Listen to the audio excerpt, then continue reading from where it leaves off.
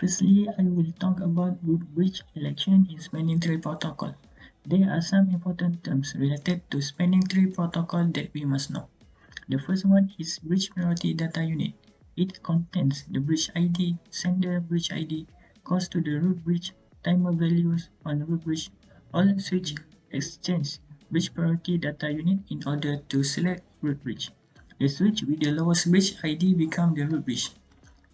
Secondly, root bridge. The root bridge is the bridge with the lowest bridge ID. All the decisions like which ports are the root ports are made from perspective of the root bridge. Next one, path cost. A switch may encounter one or more switches in this path to the root bridge.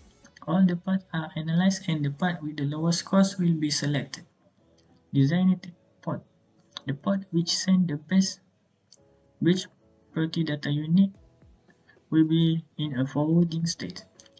Lastly, root port. The port which receives the best bridge priority data unit on a non-root bridge.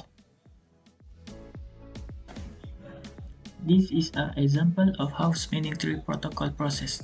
As you can see, we will decide the root bridge first. Here is a small topology with three switches, switch A, switch B, and switch C, with all having default priority 3 to 7, 6, 8. As all the switches have default priority, therefore there is a tie on the basis of priority. Now the switch with the lowest MAC address will become a root bridge. Here, switch A will become the root bridge as it has the lowest MAC address. The port of switch A will be in forwarding state or designated port. After selected root bridge, we will decide the root port. The root ports are selected on non-root bridge. Now for instance, if switch C choose the path through switch B, then the cost will be 4 plus 4 equal to 8. But if it choose the directly connected path to switch A, then the cost will be only 4.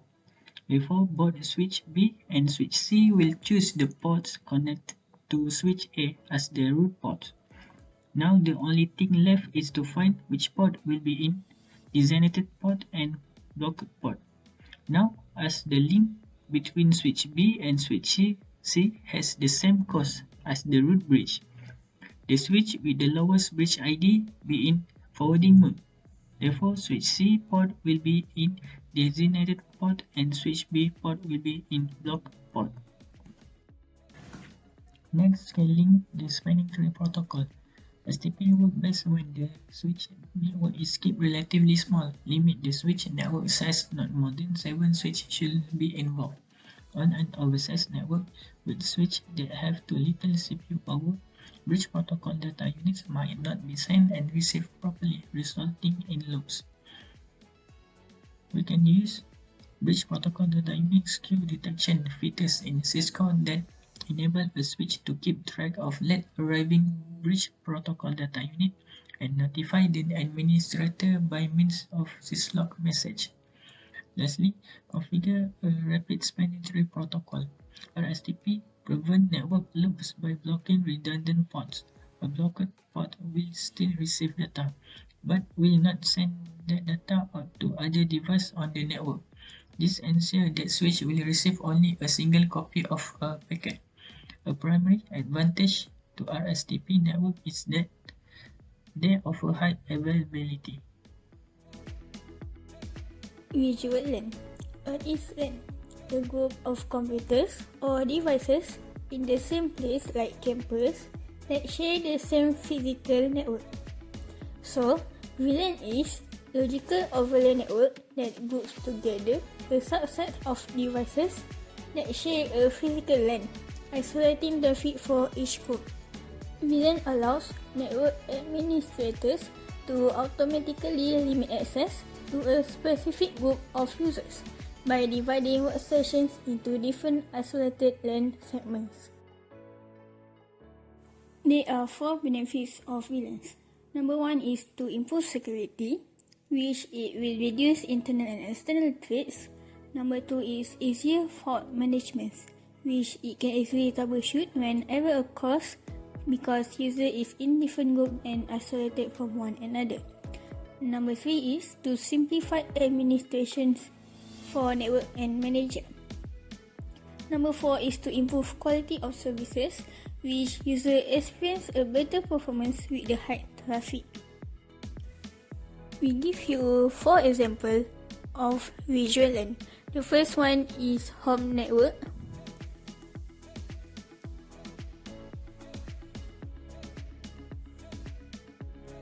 The second one is the setup for work at home.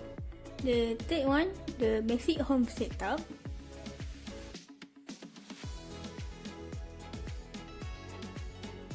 And the last one is two-story house network setup.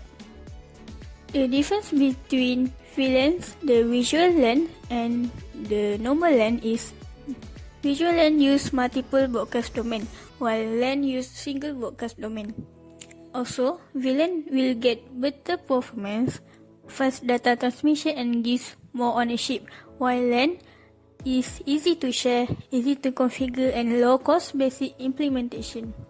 But there are cons in using VLAN, which is there are high risk of viruses and port constraint, while using LAN will cause security issue, infected to virus easily, and cover only few areas. My name is Kamil Hakim and I will be talking about security topologies and how it works. First of all, to understand security topologies better, we can use war situations as an example. During a war, there is an area which is called demilitarized zone. It is a place between two opposing army camps and acts as a buffer. This is important because you don't want to set up your camp directly next to an enemy, and also if there is an outside messenger coming to deliver your message, you want to make sure he is not a spy or a bad person. Similarly, in networking, DMZ or demilitarized zone is also used for the same purpose. It provides buffer and extra layer of safety between an internal network and the internet, so the bad guys cannot access your internet network directly and must go through a safety procedure. Much like how a messenger coming to your war camp, for example, will be asked questions and will go through inspections to make sure it is that the person is not a spy, let's say, or an enemy.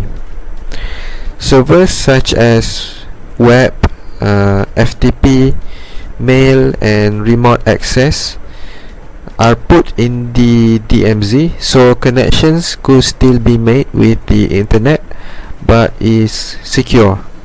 So the critical server operations can still work, but of course you want them to be secure, so we would put our servers in the DMZ. Another security topology aspect that I would like to explain is firewall. So firewall acts as another line of defense for your network when communicating with the internet. Firewall can filter packets, pass suspicious packets through proxy, so packets that might be dangerous, they can go through a proxy, so if there is a virus, it will go through the proxy and doesn't go to your host computer. And also firewall can inspect packets, so the user can actually reject the packets that seems dangerous or suspicious or have viruses. Using our previous analogy about war camps, firewall is like a patrol soldiers that acts as a gatekeeper whenever an outsider tries to get inside your military camp. So usually in the military, when somebody wants to communicate with your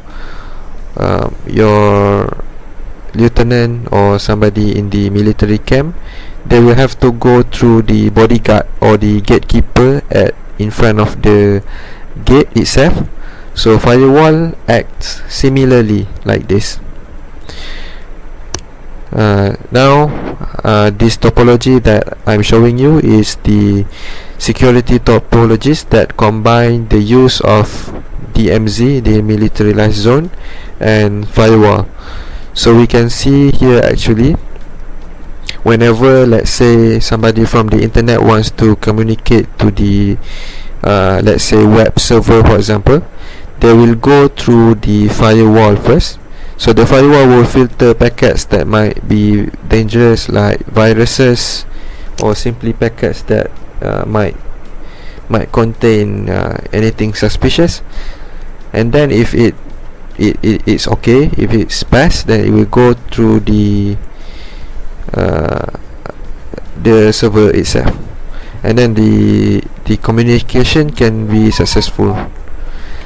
That is all for my explanation about security topologies regarding DMZ and firewall. Thank you very much for listening.